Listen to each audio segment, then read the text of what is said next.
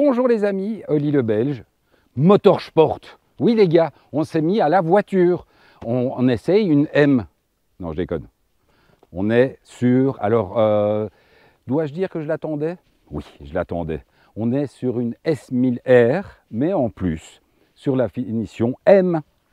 Donc c'est une finition pratiquement gratuite. Vous imaginez bien que chez BM, ce n'est pas le style à faire payer des options comme des jantes en carbone, un garde-boue carbone, un petit saut de vent en carbone. Je ne sais même pas combien ça doit coûter, ça, mais ça doit coûter de l'argent. Mais ça, de toute façon, vous retrouverez les détails comme d'habitude avec l'essai de Seb, avec la fiche technique. Donc évidemment, l'écheroue carbone et le petit, enfin donc les jantes et la petite sortie Accra extrêmement discrète, vraiment.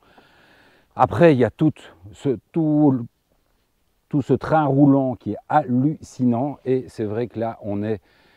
j'ai mis longtemps à réussir à comprendre le concept de S1000R, S1000RR, etc. Là, maintenant, j'ai compris. Là, on vient d'aller se faire une bonne petite balade comme d'habitude. On est juste à la frontière française. On a été très raisonnable, vous imaginez bien. Le Coyote a pratiquement fondu. Mais cette bécane est un avion de chasse. Et en fait, c'est... alors, on a fait pas mal de roadster cette année avec la CB1000R. J'en ai discuté tout à l'heure avec Gilles, qui est derrière la caméra. La S1000R, c'est une CB1000 en plus méchant.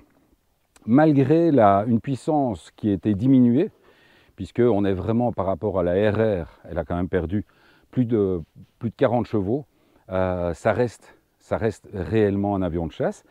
La position a été un petit peu adaptée pour le roadster, avec un guidon droit, mais c'est vraiment un guidon plat. Donc au lieu d'avoir un guidon bracelet, on a un guidon droit certes, mais ce n'est pas non plus le guidon qui remonte, on voit vraiment qu'il est tout à fait à plat, avec les jambes très repliées et cette selle très très jolie qui permet évidemment les transferts pour les passages en cours parce qu'elle est très fine ici, donc on peut vraiment se déhancher, on va dire.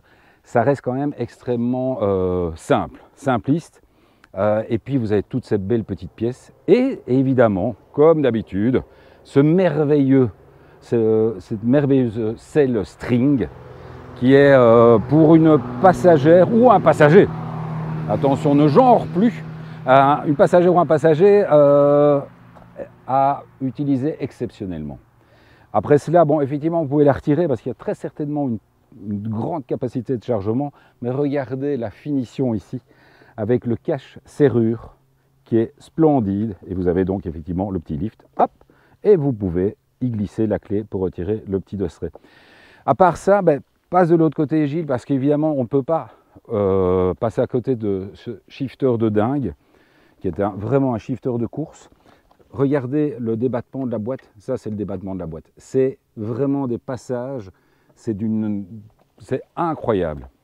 Maintenant ça reste un vrai shifter de course, c'est-à-dire que vous devez vraiment passer les vitesses lorsque vous tirez dedans. Quand vous êtes à bas régime, il vaut mieux utiliser l'embrayage parce que sinon la boîte est quand même super dure. Alors, que dire d'autre? Je vous dis, évidemment finition M, alors ça c'est le truc, vous pourrez en parler à vos amis. Eh bien c'est une finition où vous avez les décorations qui sont asymétriques, c'est-à-dire ce n'est pas la même chose d'un côté et de l'autre, ce sont des couleurs différentes. Donc ça, c'est les petits détails qui tuent. Mais c'est vrai que justement, cette moto, j'en parlais ce matin à Squall, c'est réellement une bécane. Je trouve que dans cette livrée-ci, en livrée M, il n'y a rien à rajouter.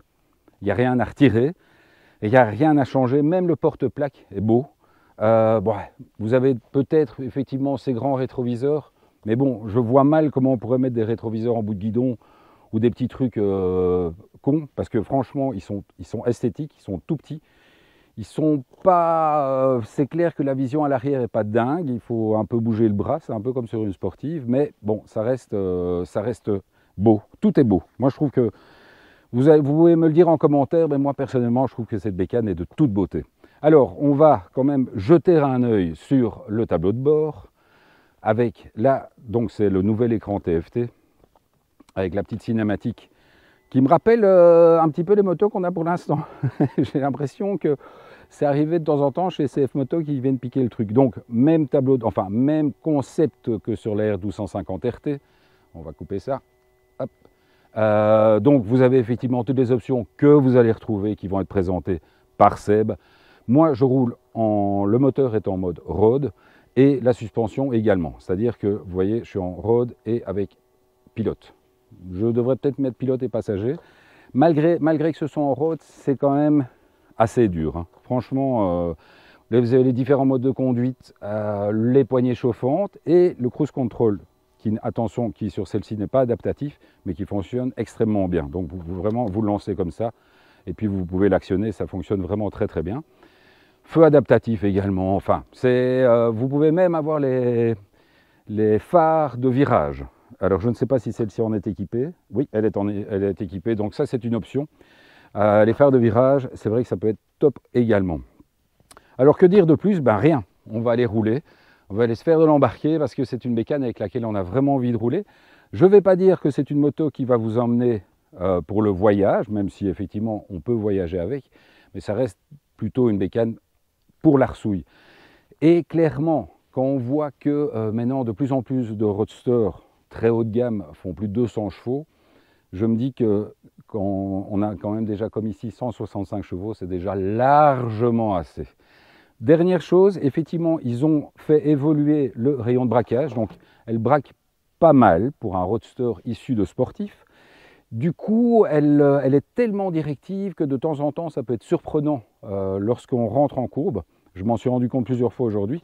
C'est-à-dire que lorsque vous l'emmenez vraiment dans la courbe, si vous la tirez naturellement, comme la plupart des autres milles, elle a tendance à vraiment resserrer la courbe et vraiment sauter à la corde. Donc c'est un truc à comprendre lorsqu'on roule avec, parce que sinon on peut se faire surprendre. Bon allez, on envoie la pub, comme d'habitude, et ça change. D'habitude il pleut, là j'ai le soleil dans la gueule, ça me fait quand même très bizarre. Et alors, les gars, n'hésitez pas à essayer de trouver d'où vient ce t-shirt. Je sais qu'il y en a qui vont le reconnaître. C'est de toute beauté. C'est un contour, les gars. Je vous laisse deviner. En plus, c'est pas comme si j'avais ce style de bécane dans le garage. Bon, allez, à tout de suite, les amis. Ciao.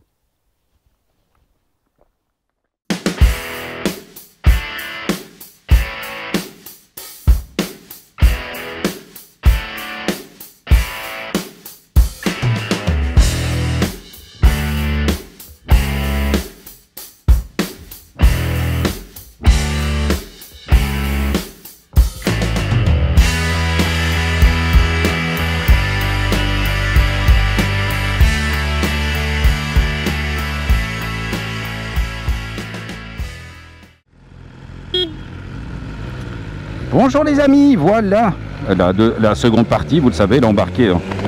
Une partie que vous aimez vraiment tous. Donc là j'ai pu profiter du démarrage, de l'aide au démarrage en côte.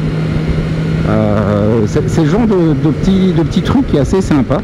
Donc lorsque vous donnez un petit coup de frein et que vous êtes à l'arrêt, ben, c'est un genre de frein à main automatique, quoi. Enfin, qui est pour le coup un frein à pied. Alors ben voilà, voilà typiquement le style de petite route qu'adore cette bécane, parce qu'elle je vous l'ai dit, dans la première partie, elle se balance d'une manière incroyable. C'est tout à fait fou. Et c'est vrai que bah, c'est tout cet équipement carbone qui fait que bah, cette moto passe en courbe d'une manière incroyable, quoi. Et là, ben, lorsqu'on est comme ici, là je suis en troisième à 4000 tours, eh ben, il vaut mieux utiliser l'embrayage pour les passages en courbe, enfin les passages de vitesse, parce que sinon c'est vrai que ça peut arriver que la boîte soit un peu dure. Bon, c'est une moto en plus qui sort de circuit, puisqu'elle a été, vu la tête des pneus arrière, elle était malmenée sur circuit, et c'est vrai que quand je l'ai récupérée, elle était vraiment en mode piste, donc au niveau de la suspension, au niveau du moteur, et là elle était vraiment mais très dure. Ici elle est plus souple, ça se coule bien, faut pas rigoler, c'est pas non plus une GT, mais bon c'est pas ce qu'on lui demande non plus, c'est juste un roadster super beau. C'est vrai que c'est je pense une des plus belles motos que nous avons essayé cette année. Mon cœur balance entre celle-ci et la CB1000R, la Black Edition, qui était aussi splendide. Et donc ben, ce sont vraiment des motos que l'on apprécie autant pour la qualité de leur moteur que pour leur esthétique. Parce que c'est super beau de partout. Vous pouvez regarder, ce qui est dingue, c'est que BMW réussit à conjuguer l'esthétisme et le côté pratique, et le côté, puisque vous retrouvez, je vous dis, ce démarrage en côte, cet écran TFT qui est juste immense, que vous pouvez complètement paramétrer, ces suspensions qui sont tellement bien paramétrées aussi, donc ça permet vraiment des passages en courbe rapides. Alors effectivement, pour le coup, vous allez me dire, c'est bien Oli de raconter ça alors que tu n'avances pas, mais malheureusement on est sur une petite route et aujourd'hui on a une sortie de véhicules historiques et donc ils nous ont un petit peu coupé dans notre élan, mais c'est bien aussi parce que le problème, on sait surtout que là, vous le voyez, j'ai sorti mon casque de course, mon casque piste et du coup comme je suis avec mon casque piste, on a dû un petit peu chipoter pour y installer le micro, donc c'est un peu plus compliqué, donc on devait de toute façon pas rouler vite. Allez les amis, on se retrouve, on arrive sur notre place habituelle, notre petit chemin, non je vais pas aller vous faire du chemin, on arrive sur notre place habituelle, donc n'oubliez pas de vous abonner, on va continuer à sortir des vidéos encore pendant pas mal de temps, puisqu'on a encore beaucoup de pain sur la planche, comme dirait le mec qui mange ses tartines aux toilettes. Allez, à bientôt. Donc abonnez, pouce, commentaire, faites tout péter les amis. Ciao.